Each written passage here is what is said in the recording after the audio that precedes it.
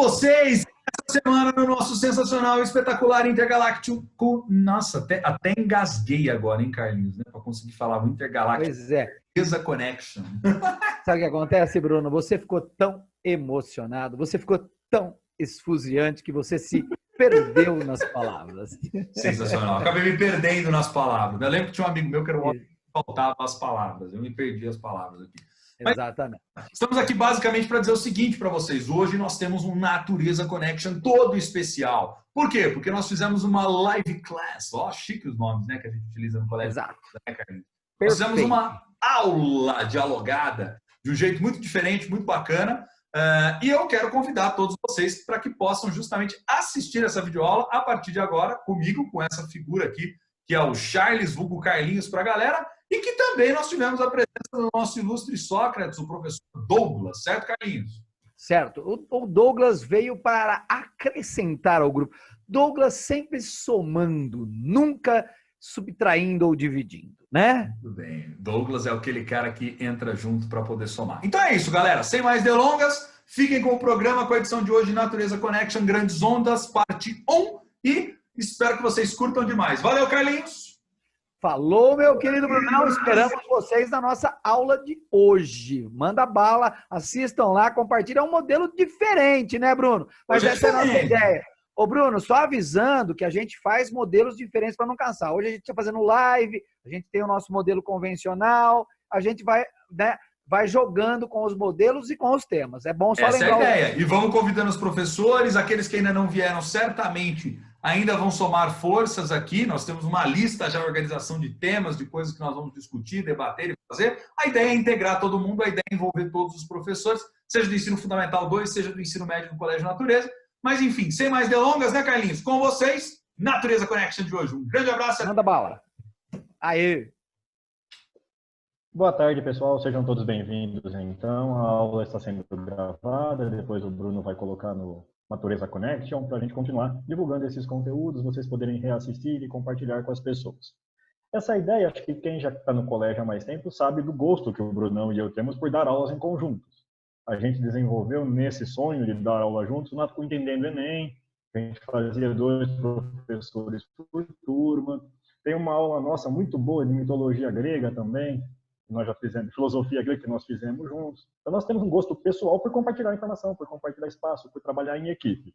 E o Carlinhos aqui, chega para compor brilhantemente esse time também, trazendo um vasto conhecimento sobre os assuntos e vem para somar a essa satisfação que nós temos em compartilhar, em estudar junto, em ensinar, em aprender com todos vocês. O que nos move, né, o que nos impulsiona nesse projeto é justamente o bem de vocês. É buscar fazer algo que deixe vocês interessados, motivados, divertir, informar, instruir, colaborar com o processo de ensino-aprendizagem de vocês. Nosso mote, nossa mola propulsora é sempre levar algo de bom para os nossos alunos. Se der para se divertir, sempre muito melhor. E é aí que nasce essa nossa referência a um programa de TV famosíssimo, que é o Manhattan Connection, que é o Natureza Connection, onde nós temos representantes de várias áreas das ciências humanas aqui e de outras ciências também se integrando conosco para conversar, debater esses assuntos. Quem vai conduzir a aula hoje é o Brunão e o Carlinhos também participará do processo. Eu sou aqui um mero espectador e vou dar um palpite ou outro de vez em quando. Boa aula para vocês. Obrigado, Douglas. Aliás, gente, deixa eu já mudar a concepção da aula. O Douglas, a partir de agora, é nosso convidado também e vai fazer interferências também junto com a gente. Então, na verdade, é uma aula do trio. Eu ia falar isso, eu ia falar, Douglas, tá na chuva para se molhar. Então, ó, exatamente. Boa tarde para todos vocês. Douglas, obrigado pela abertura legal. Só que eu tenho que falar, gente, sejam muito bem-vindos a uma edição sensacional, espetacular, intergaláctica do nosso Natureza Connection. Dessa vez, o primeiro ao vivo com todos vocês. Afinal, o programa é feito para vocês mesmo, né? E é uma grande alegria da nossa parte podermos estar aqui juntos, reunidos nessa sexta-feira. Vários guerreiros, está chegando cada vez mais galera. Vocês são sensacionais, viu? Show de bola, não tem nem o que falar. Hoje, pessoal, eu vou começar já compartilhando com vocês o que nós preparamos, até porque a gente se preparou, a gente preparou um materialzinho bacana para vocês. Ó. Isso. Vou só Está até carregando. Vou deixar aqui embaixo. Ó. Preparamos um material legal, um material bacana para vocês terem mais gente chegando. E nós vamos fazendo a seguinte dinâmica, tá? Fazer um pouquinho diferente. Eu vou deixar o Carlinhos, que é um cara que gosta de falar. Então, o Carlinhos vai conduzindo, né? E eu vou dando os pitacos e vou entrando. E o Douglas também vai sendo convidado a colaborar. Porque a ideia aqui é fazer um bate-papo, galera, a respeito nesse tema que nós estamos dizendo, que são as grandes ondas. O que nós estamos chamando de grandes ondas aqui, pessoal? São grandes ondas de mudança política, são grandes ideias que acabaram sendo colocadas em prática ao longo do nosso século XX, que é um século, como vocês bem sabem, que estudam muito bem com o Douglas em história, marcados por muitos conflitos, por muitas guerras. Então, parte do nosso objetivo aqui, obviamente, não é explicar a guerra, não é explicar a Segunda Guerra em si, não é explicar Guerra Fria em si, mas é entender o quanto esse pano de fundo trouxe algumas novidades muito importantes e interessantes do ponto de vista da geopolítica global e que impactam a vida da nossa sociedade até os dias de hoje. Afinal de contas, as bases de como a gente entende o mundo hoje vêm e muito daquilo que foi desenhado ao longo desse século XX longo, extremado, enfim, complicadíssimo que nós tivemos. Certo, Carlinhos? Muito bem. Gente, deixa eu só fazer um breve histórico. Eu fui parar na natureza porque o Diogo, um dia conversando comigo numa troca de ideias, eu conheci o Diogo me apresentou o Douglas, o Diogo armou um esquema, me apresentou o Douglas. Inclusive, o Douglas pagou o primeiro café da primeira vez que nós nos conhecemos, que foi aí perto da natureza. Eu estou devendo o segundo café para ele, que vou pagar, inclusive, aqui na minha casa. O Douglas um dia vai ser meu convidado, né, para mim poder retribuir a generosidade dele. Eu conversei com o Douglas, a gente teve afinidade logo no primeiro bate-papo, da ideia de educação, da ideia de projetos. Aí o Douglas viabilizou, junto com a Maria Tereza, e aí a Maria Tereza e o Douglas viabilizaram a minha entrada no colégio.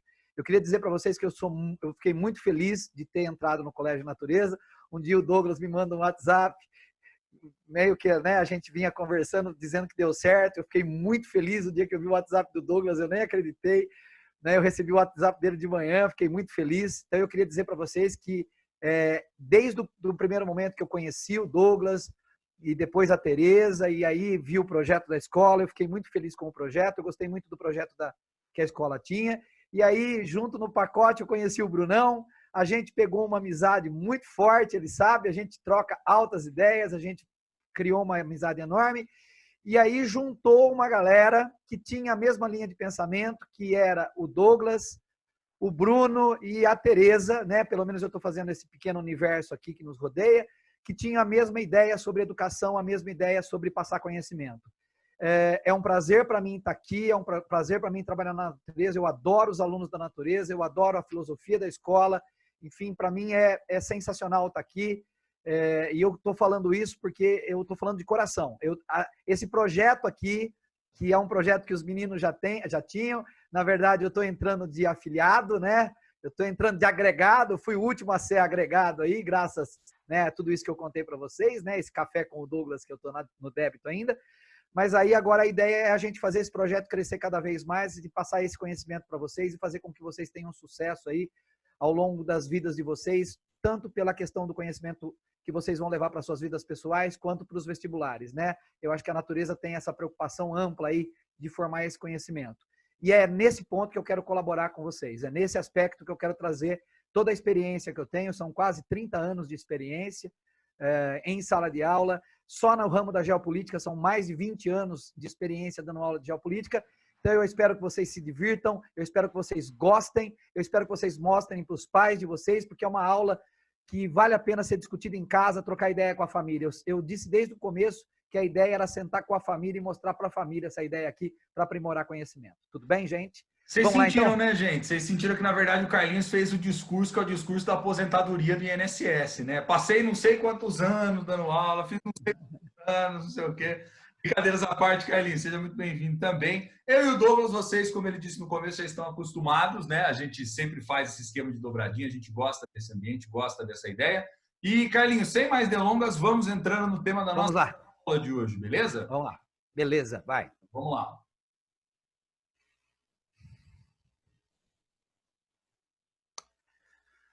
Bom, Gente, eu gostaria de posicionar vocês num ponto da história para a gente fazer a partida da nossa aula sobre ondas. O que aconteceu foi o seguinte, rolou a Primeira Guerra Mundial e a Alemanha foi derrotada na Primeira Guerra Mundial. Eu quero fazer a minha partida a partir da Segunda Guerra Mundial. Bom, a Alemanha inconformada com a Primeira Guerra Mundial, eu peço até depois a ajuda dos meninos se quiserem fazer as interseções. A Alemanha derrotada na Primeira Guerra Mundial, a Alemanha, óbvio, vai vir para uma tentativa da Segunda Guerra Mundial. Então, em 1939, né, sob o comando da Alemanha, dá-se início à Segunda Guerra Mundial. A Segunda Guerra Mundial começa em 1939, quando a Alemanha invade a Polônia. Bom, a Alemanha, ela teve um problema ao longo da sua história, que inclusive vai levar ela a essas guerras. A Alemanha, no processo de partilha do mundo, a Alemanha não teve colônias. Então, o que acontece? A Revolução Industrial, ela começou dentro da Europa. A Revolução Industrial, ela teve início dentro da Europa.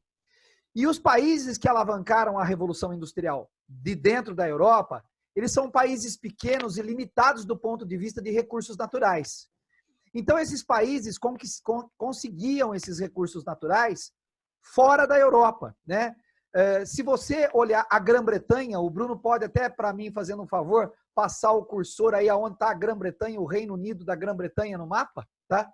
É uma ilha, né, formada por 4 países, Escócia, País de Gales, Inglaterra e Irlanda do Norte. Então é minúsculo, gente. O Reino Unido é minúsculo. Mas o Reino Unido vai conquistar imensas áreas como colônias, vai conquistar 1/3 do continente africano, vai conquistar parte do Oriente Médio, vai conquistar a Austrália, vai conquistar a América, né? Lembre-se, os Estados Unidos era dos ingleses. Então a Inglaterra forma uma grande área colonial. E eu não poderia deixar de esquecer nunca, jamais, a Índia. A Índia também passou a ser uma área de ocupação da Inglaterra. Então a Inglaterra tinha muitas colônias, portanto tinha muita matéria-prima. A França também tinha colônias. A Alemanha não tinha colônias. Então essa divisão do mundo ficou mal feita. A Alemanha não tinha colônia.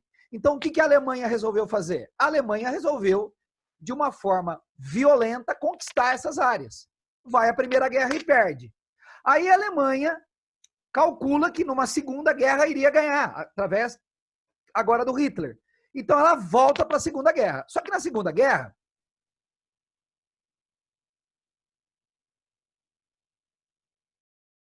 a Alemanha, a Itália e o Japão.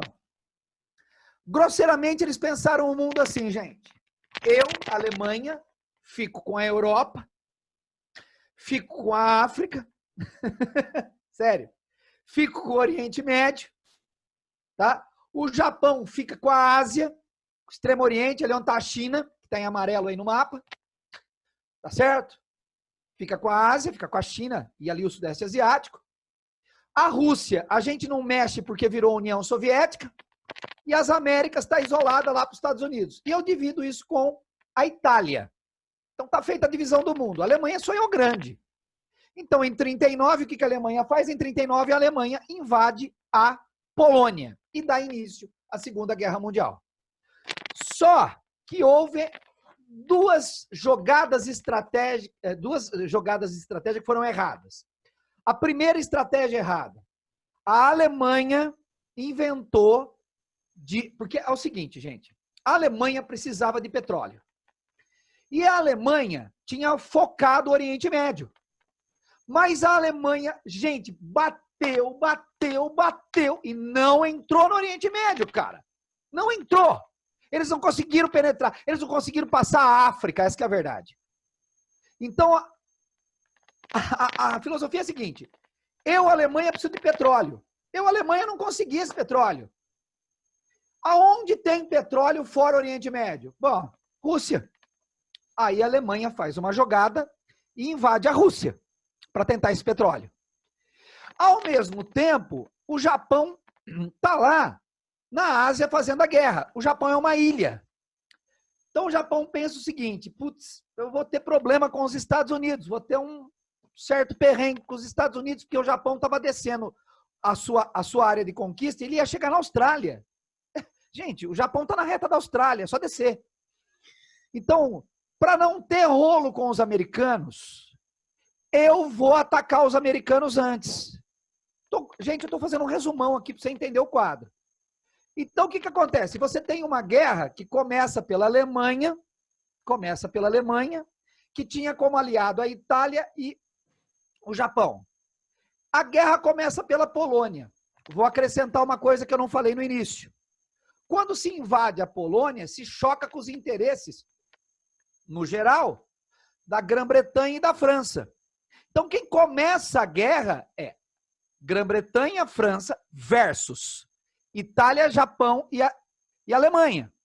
Só que aí, quando se ataca os Estados Unidos, em Pearl Harbor, e quando se ataca a União Soviética na Rússia, o Brunão está fazendo aí, se constrói o quadro da Segunda Guerra Mundial.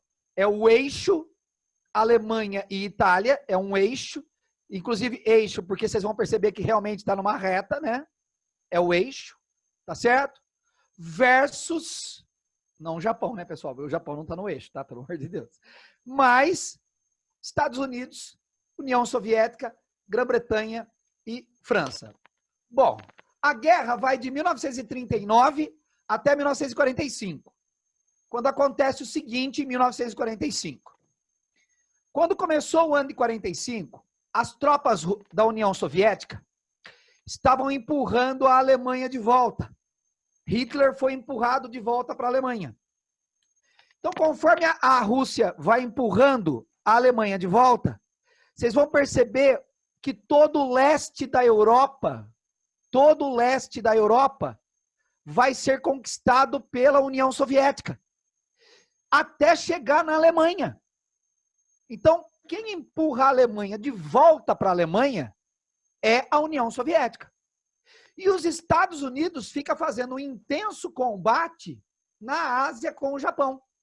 Então, os Estados Unidos está fazendo o quê? Está combatendo o Japão na Ásia.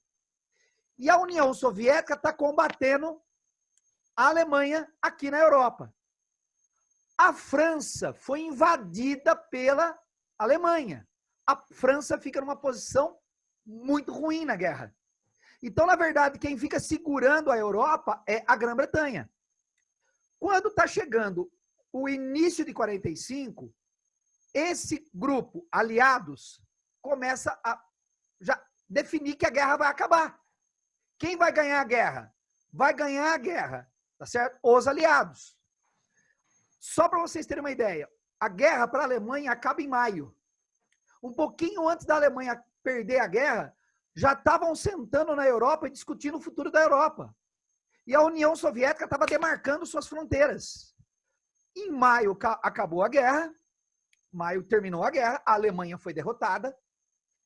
Sentaram para discutir quem ia ficar com a Alemanha. 3 países. Estados Unidos, a Grã-Bretanha, por sinal estava o Churchill, tá? Que começou depois, ele iniciou a reunião, mas depois acabou indo embora, tá certo? Então, você tem a Grã-Bretanha, você tem os Estados Unidos, e você tem isso na derrota da Alemanha, e você tem a União Soviética.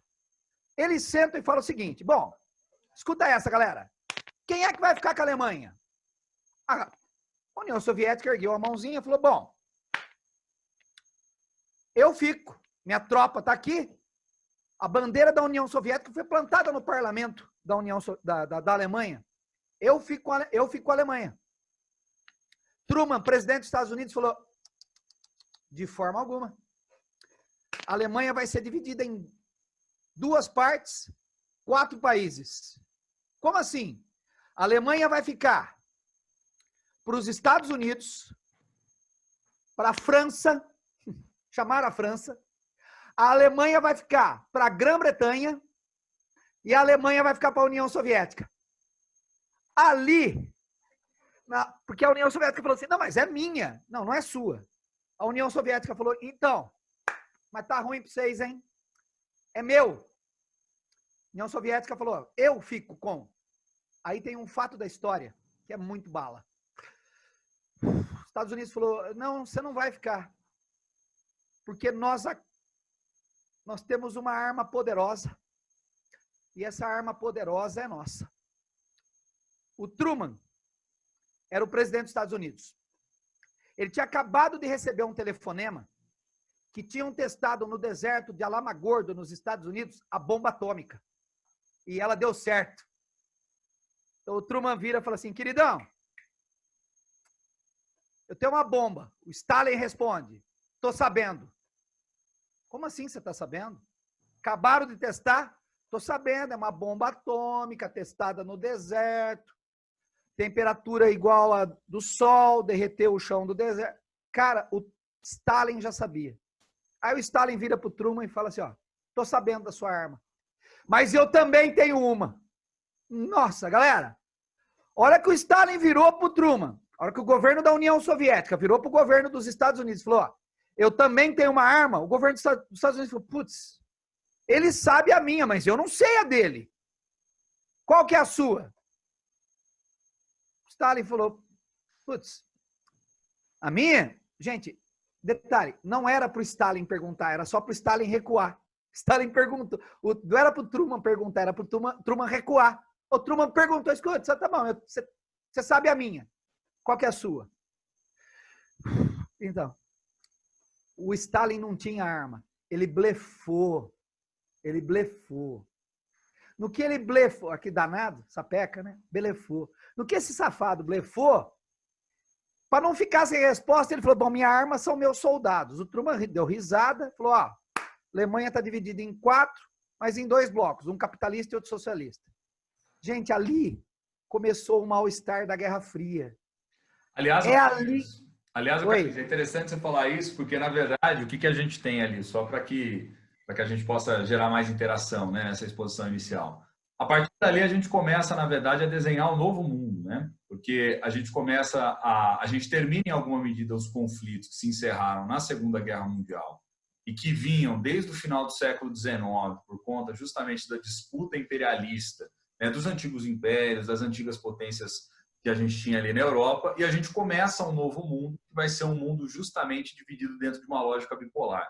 Então, do ponto de vista da geopolítica, foi muito bacana, foi muito legal fazer essa reconstrução da guerra, esses momentos decisivos e tudo mais, só que é interessante a gente pensar que nós tivemos, durante muito tempo, a Inglaterra como senhora do mundo, depois, no meio desse período entre guerras, nós vamos ter justamente quem? Os Estados Unidos despontando como uma grande força, até porque, vamos dizer assim, teve como um dos fatores positivos o fato de não ter um conflito diretamente no seu território o tempo todo e ter entrado tardiamente na guerra, no conflito.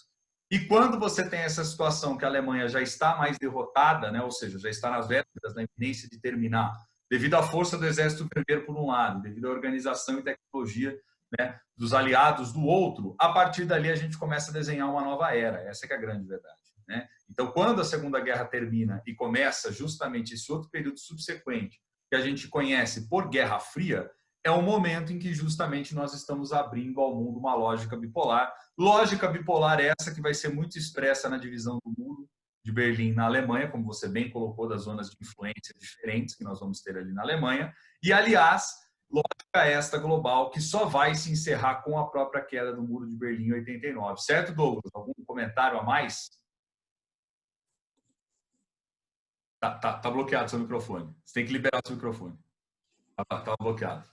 As grandes guerras, elas entram em muitos contextos, né? Você pode pegar um contexto econômico, a questão do petróleo, você pode pegar a questão política, né? Você pega as grandes guerras, foi uma cisão de modelos políticos. Foi a morte dos impérios e o nascimento das repúblicas. E nesse aspecto, a Segunda Guerra Mundial é um respiro do autoritarismo sobre as repúblicas, que tem que ser sufocado para que as repúblicas prevaleçam na Europa.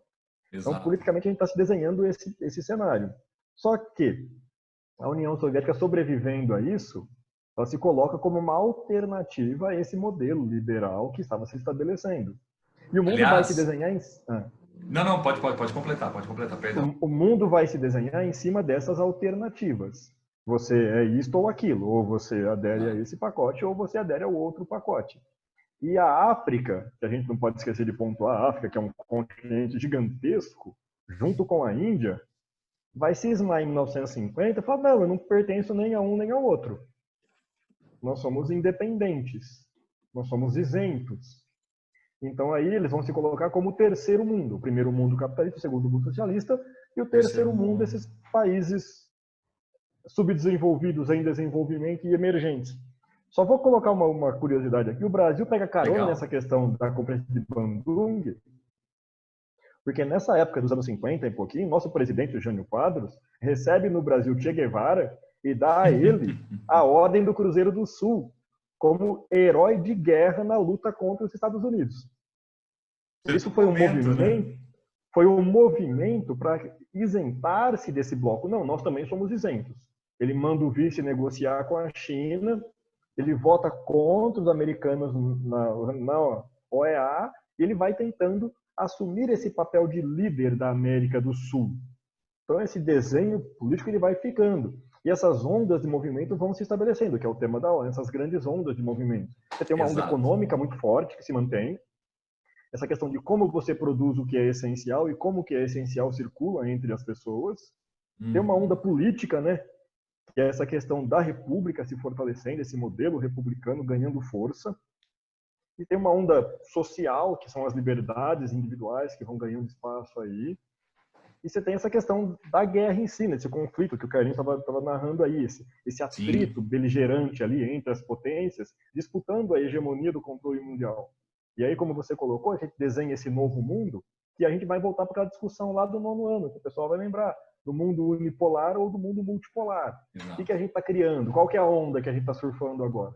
Legal. E é legal, gente, essa temática da onda, que o Carlinhos deu essa ideia, inclusive, da gente tentar revisitar esses momentos a partir dessa ótica, porque ele muito bem sintetizou, né? E não é um esforço dos mais simples, né, pessoal? Até porque sintetizar a Segunda Guerra Mundial, que é um tema, né, cheio de momentos, é sempre difícil, né? Cheio de nuances. E como o próprio Douglas colocou, você tem diferentes possibilidades. Mas eu acho que tem uma coisa interessante, aí eu retorno, obviamente, para o Carlinhos da sequência, a linha de raciocínio que ele estava estabelecendo, que é o seguinte: percebam que ao longo do século XIX, do ponto de vista tanto da filosofia como da teoria social, é quando muitas das ideias, sobretudo as ideias do horizonte político e do horizonte econômico, estão sendo desenhadas. Porque o que você tem? Desde ao menos o período do iluminismo, do século XVIII em diante, você tem os pensadores de ordem mais liberal, né, que estão justamente colocando as suas ideias no papel, estão escrevendo contra o antigo regime, o absolutismo, coisas do tipo.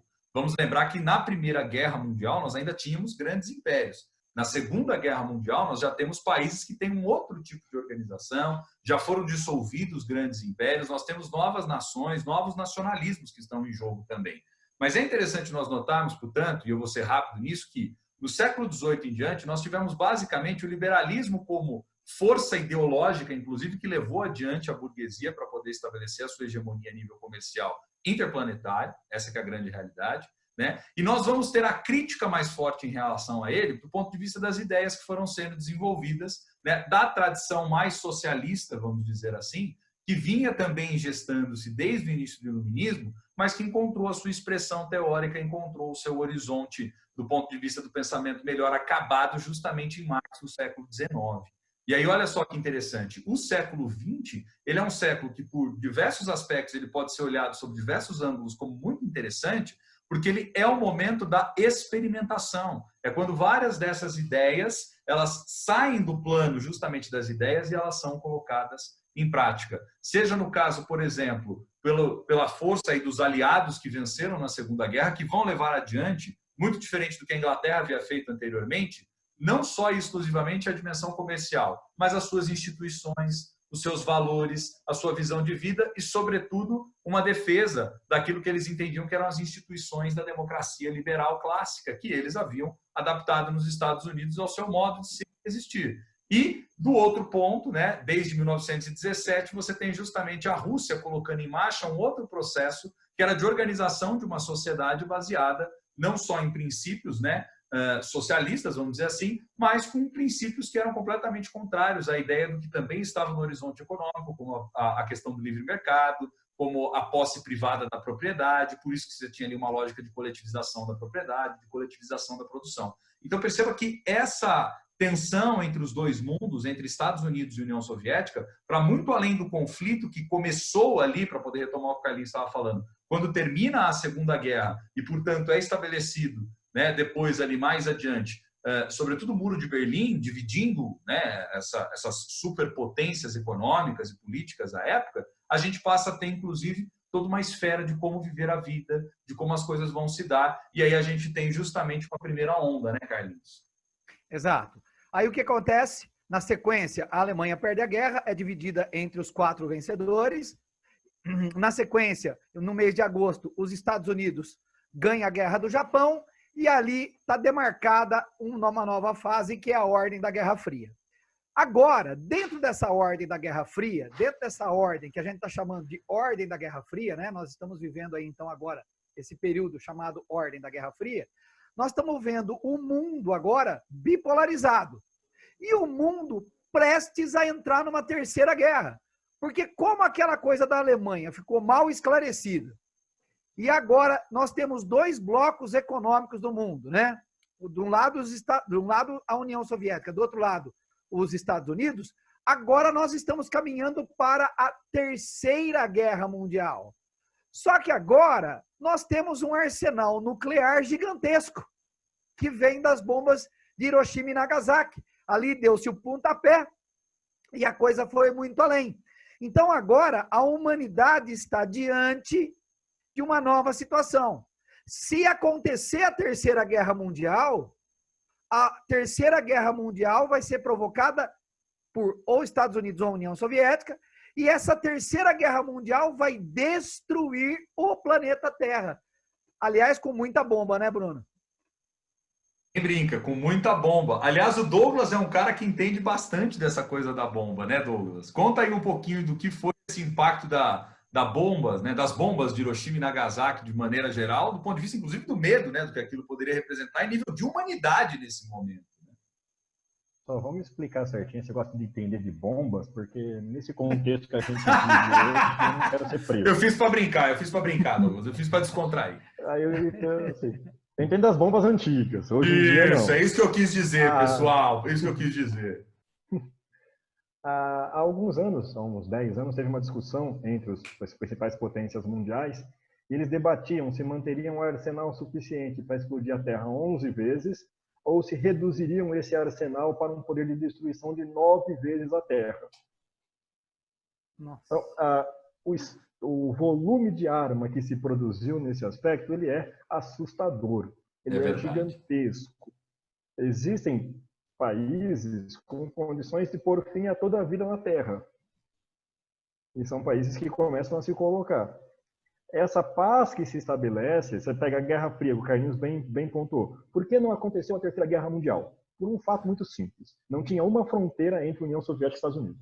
Porque se tivesse, se eles fossem vizinhos, tinha começado uma guerra. Tinha começado. Tanto que eles começaram várias guerras pequenas. Eles começaram a Guerra da Coreia, começaram a Guerra do Vietnã, começaram a Guerra da Indochina. Qualquer paro ímpar que alguém ia tirar, eles entravam no meio para participar. Aliás, é interessante, porque um dos pontos que... É interessante o que você está dizendo, porque um dos pontos que a gente está abordando aqui, que a gente vai falar também um pouquinho mais à frente, qual é que é?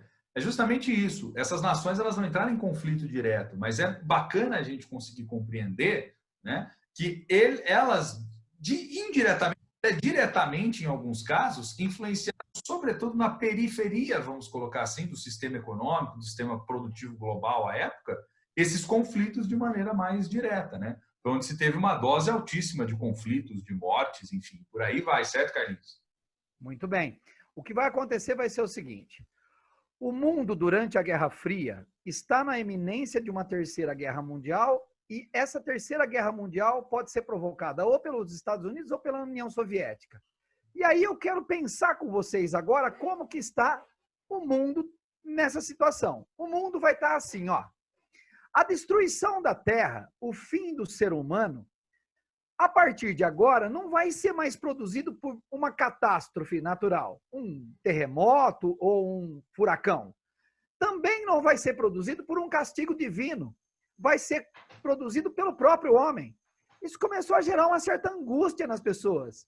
Tá? Isso começou a gerar uma certa angústia. Então vamos entender o mundo. O mundo da Guerra Fria é um mundo que está na eminência da Terceira Guerra Mundial, e está deixando todo mundo muito preocupado, porque fica na mão de sujeitos como governantes, como dessa foto que você está vendo aí, de um lado o Nixon, e do outro lado, que representa os Estados Unidos, e do outro lado o Nikita Khrushchev, que representa a União Soviética. Certo, Bruno? Certo, Ô, exatamente. Carlinhos, Pode você falar. você pensa na situação que todo mundo carregava uma máscara de gás na bolsa. E hoje em Todo dia mundo que saía para a reclama de rua carregar levava uma máscara de máscara, gás. né? Porque ninguém sabia o que podia acontecer. Qualquer sirene de ataque, todo mundo colocava a máscara e se abrigava. Os pontos de ônibus eram bunkers na parte subterrânea para as pessoas se esconderem. Tinha máscara para carrinho de bebê. O carrinho de bebê era vedado, você ficava bombeando o ar com uma bombinha de medir pressão. Era uma neura generalizada com o medo da morte. Você Esse imagina medo o da morte nível, né? ele vai orientar a criação do mundo seguinte a isso. É verdade. Tanto, Bom, gente, que, ó, só para poder ilustrar um pouquinho disso que o Carlinhos está colocando na roda para a gente pensar, o Douglas está até complementando com as curiosidades muito bacanas, muito interessantes. Aqui, ó, a prova da destruição desse poder, de fogo, inclusive, que se tinha à época, é justamente o aumento tanto da produção na quantidade de armas de fogo, quanto na quantidade de produção de bombas nucleares. Aqui, de maneira muito rápida, tá? Eu não vou ficar me detendo muito nos dados, mas eu vou mostrar para vocês que entre 50 ali, que vamos dizer assim, que é quando a Guerra Fria vai adquirindo contornos mais próprios, né? Porque no pós-45 você ainda está naquele momento de adaptação do mundo, das divisões e tudo mais.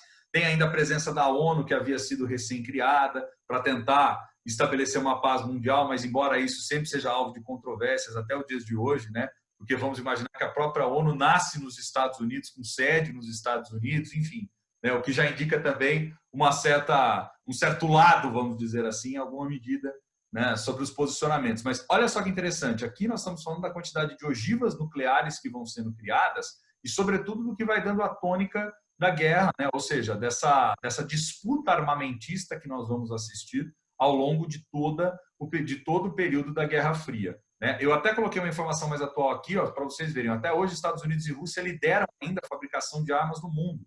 Em 2019, pessoal, só esse mercado que é responsável por armas, ele chegou a movimentar 420 bilhões de dólares em todo o mundo. E eu coloquei aqui até uma referência, porque parte da ideia dessa aula é também dar dicas para vocês, sejam dicas elas de horizonte cultural e dicas principalmente de filmes que retratam, de séries que podem servir para vocês conseguirem visualizar melhor tudo isso que nós estamos trabalhando aqui na aula de hoje, tá? Esse filme do Nicolas Cage, para quem não assistiu, assistam. Para quem já assistiu, vocês vão entender o que eu estou falando. O Senhor das Armas é um filme muito bacana, muito legal, porque ele mostra um pouco do que foi justamente aquele momento já, não só da Guerra Fria, mas quando terminou de fato a União Soviética, o que muitos contrabandistas de armas fizeram no mundo, porque eles acabaram comprando parte daquele arsenal que estava ali parado na União Soviética.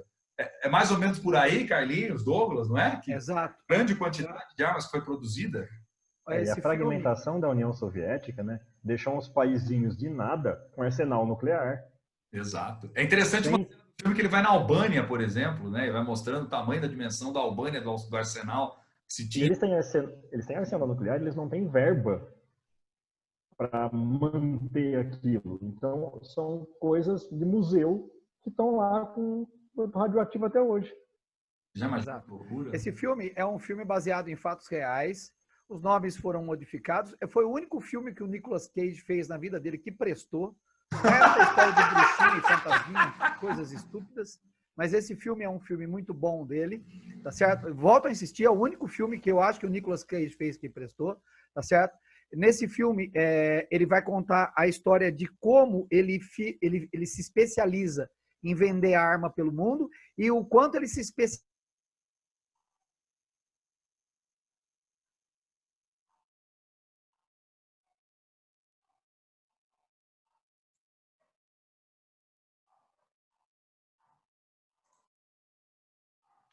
Pessoal? Carlinhos, está me ouvindo?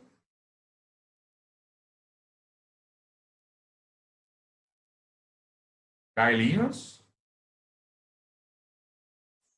Ah, tá. Ah, não, o Bruno voltou. Voltou, porque travou tudo aqui, gente. Problema. Nossa, Bruno, que susto! Eu vi que o Douglas falou, o Douglas falou, Carlinhos, nós estamos aqui ainda. Não, gente, é que é instabilidade da internet, gente, não tem jeito. Eu estou aqui, estamos tentando, mas vamos retornar aqui. Eu vou compartilhar novamente a tela. Você está justamente Eu dei um gelo. E eu gelei porque eu achei que eu tivesse caído, eu tivesse sozinho. Ainda bem que o Douglas balançou a mãozinha e falou, Carlinhos, nós estamos aqui. Obrigado, Douglas. É instabilidade da conexão, gente. Coisas do dia de hoje, né? Não tem como. Gente junto. Gente, então, na verdade, o filme mostra o fim da União Soviética e para onde foi parar as armas que estavam na mão da União Soviética, abastecendo o mercado negro. Bruno, faz favor, pode virar? Legal, vamos que vamos. Vamos lá? Vamos lá. Bom, gente, virando aí. Bom, só que nós estamos vivendo a seguinte situação ali no pós-Segunda Guerra Mundial e na Guerra Fria. E esse talvez seja um norte das nossas falas a partir de agora. Para quem estava vivendo na União Soviética, a União Soviética vivia sob um regime de autoritarismo. Depois, Bruno e Douglas podem falar melhor para a gente sobre isso. Podem, então, inclusive, discordar, né? Vamos ver o que o Douglas tende a dizer, né? Como alguém... Muito bem. Muito bem também, nós estamos vivendo sob um regime autoritário, não era uma democracia, e eu quero que vocês entendam que havia um desânimo coletivo, que, por sinal, no final do socialismo vai ficar muito forte. Mas o que você tinha na União Soviética após a Segunda Guerra Mundial? Um autoritarismo, tanto que é atribuído a Stalin a morte de milhares de pessoas, se fala aí em 20 milhões de pessoas mortas, tá certo?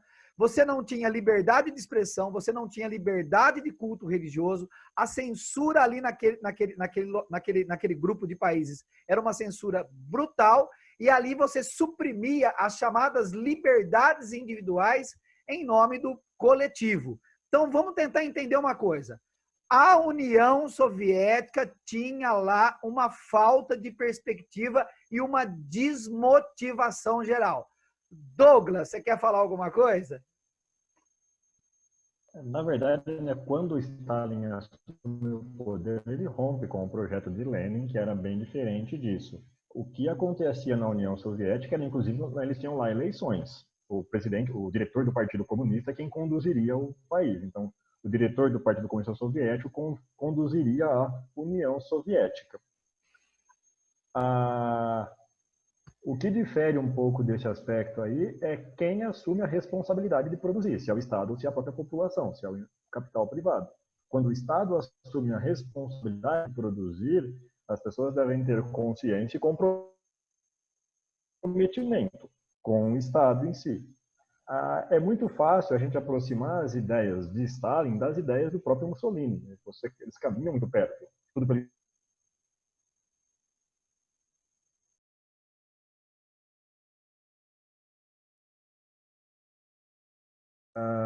essa noção utilitarista daquilo que só é útil se for vão se organizando. Mas a censura, principalmente, que o Carlinhos aponta, esse combate a essa produção cultural, esse combate à cultura, esse combate à religião, era justamente para tirar das pessoas aqueles elementos de dominação que existiam antes. Se você pensar na igreja, a igreja era uma maneira de ideias de outros países entrarem na União Soviética.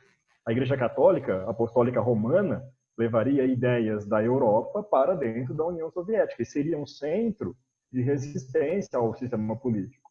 Então, foi importante para a manutenção do poder centralizado que eles combatessem essas organizações que trariam essa infiltração. E a cultura é outra delas, literatura, cinema, música.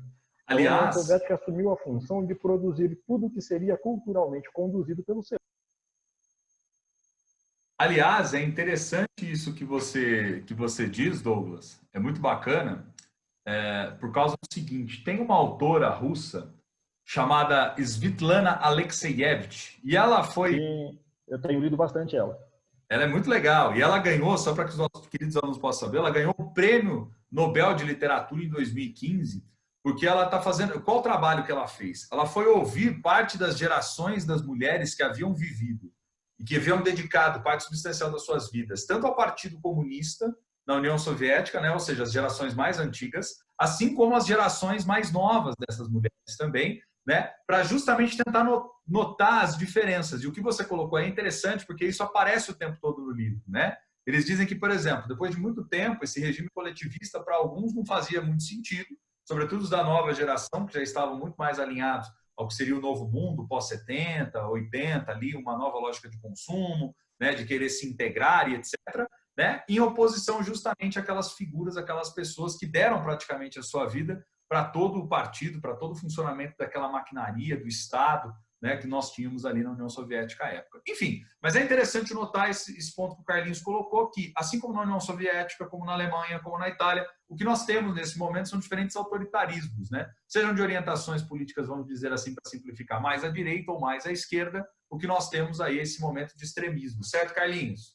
Muito bem. Então, o que está rolando nos Estados Unidos? Agora é o seguinte, pessoal. Agora vem o outro lado. Quando terminou a Segunda Guerra Mundial, o mundo entrou, e agora a gente presta atenção que é uma espécie de coluna vertebral do posicionamento agora.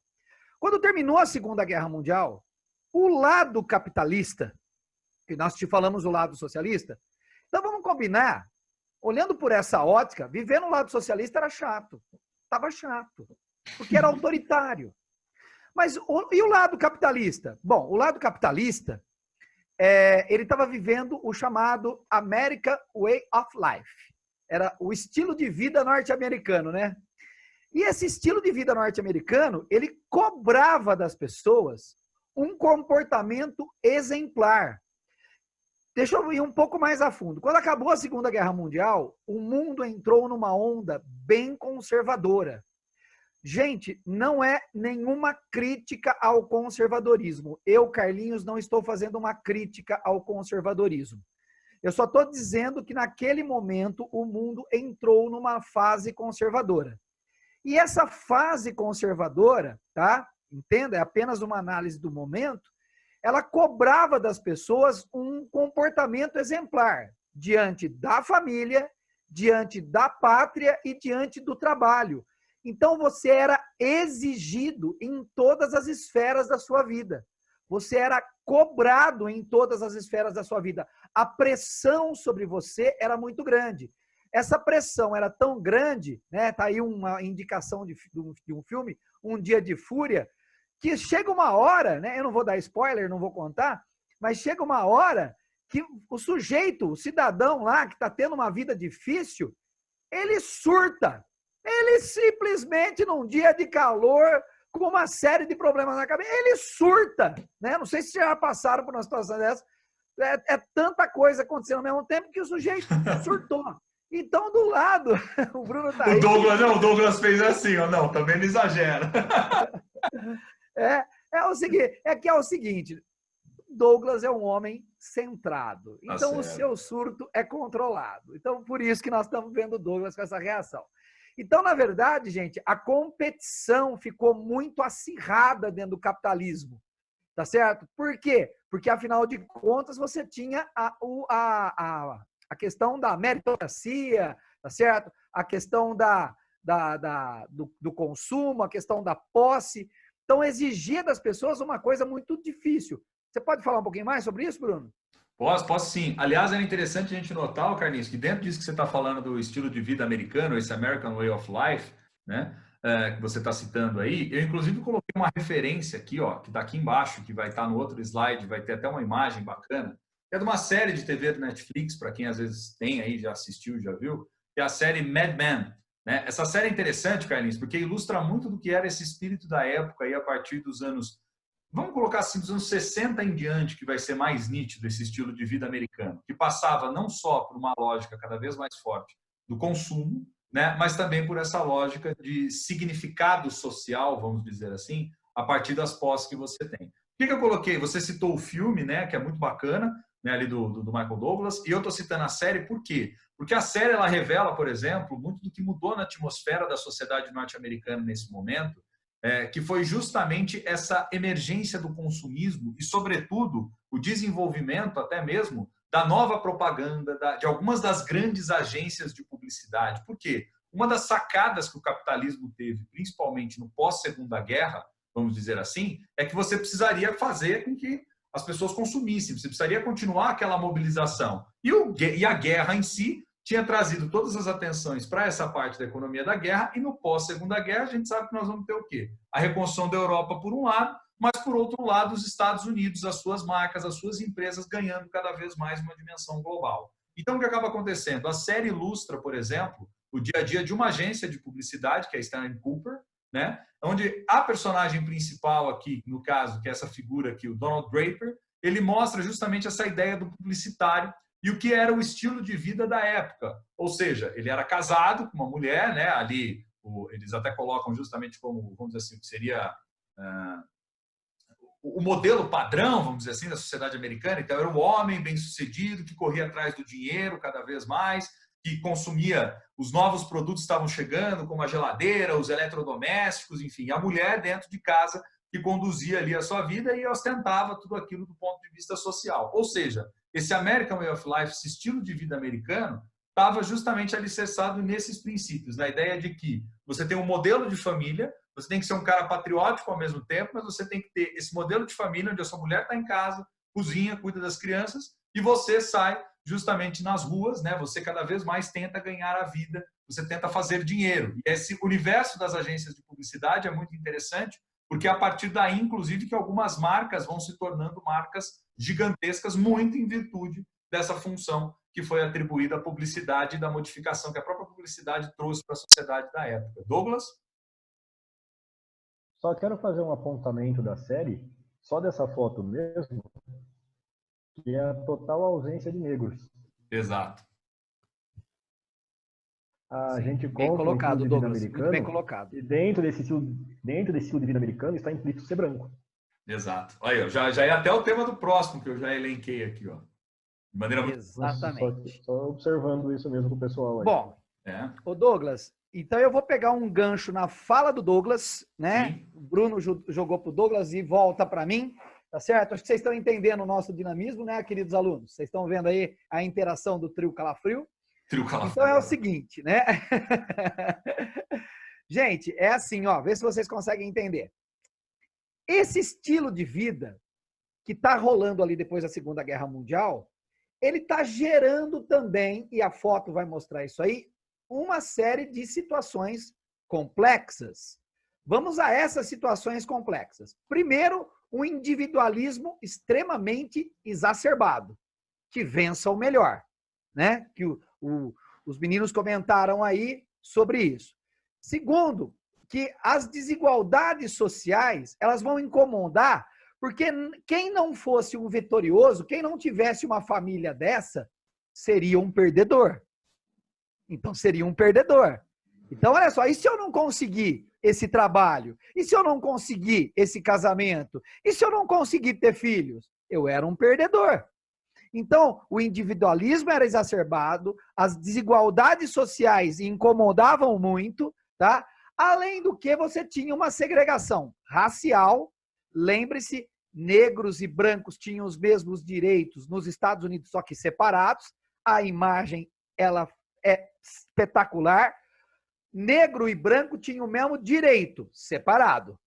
Escola, separada. Hospital, separado. Bebedor de água, separado. Tá bom, gente? Tá? Não, esse slogan era demais, né? Iguais, porém separados. Iguais, porém separados, né? Exatamente. Exato. Isso só vai acabar, gente, com o King lá entre os anos de 1950 e 60.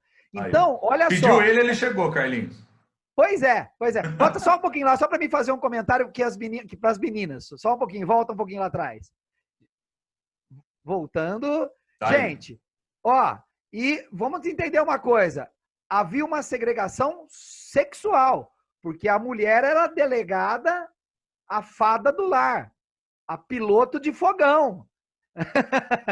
Tá? Então, nós não tínhamos essa situação que as mulheres têm hoje esse espaço, as mulheres nas escolas, estudando, conquistando o mercado de trabalho, tá certo? Isso era muito diferente. Então, vamos combinar, havia racismo, havia segregação social, havia segregação sexual. Então, o estilo de vida norte-americano também era cansativo. Essa é a ideia do eixo do nosso curso, tá vendo? Ó, você tinha problemas na União Soviética, mas os Estados Unidos, que era o foco do capitalismo e da democracia, também tinha os seus problemas. Certo, até porque é interessante você colocar isso, porque dentro da democracia, o que acabava acontecendo ali naquele momento? Você tinha a ideia, a venda de um ambiente de maior liberdade, só que na prática, o que você observava dentro da sociedade americana?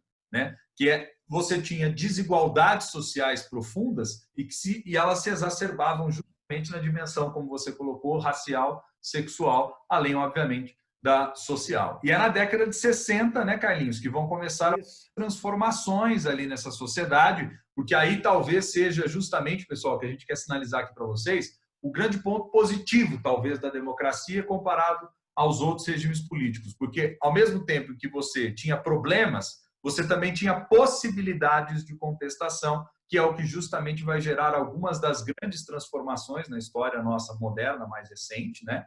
Transformações de ordem justamente a ampliar a integração das pessoas dentro da sociedade. Não todos os problemas vão ser resolvidos, não que a segregação racial vai terminar do dia para a noite, não que a diferença, infelizmente, como existe entre homens e mulheres, vá ser resolvida, mas existe pelo menos a possibilidade, o espaço da contestação, o espaço da participação, o espaço de demonstrar o descontentamento em relação a tudo aquilo que estava acontecendo.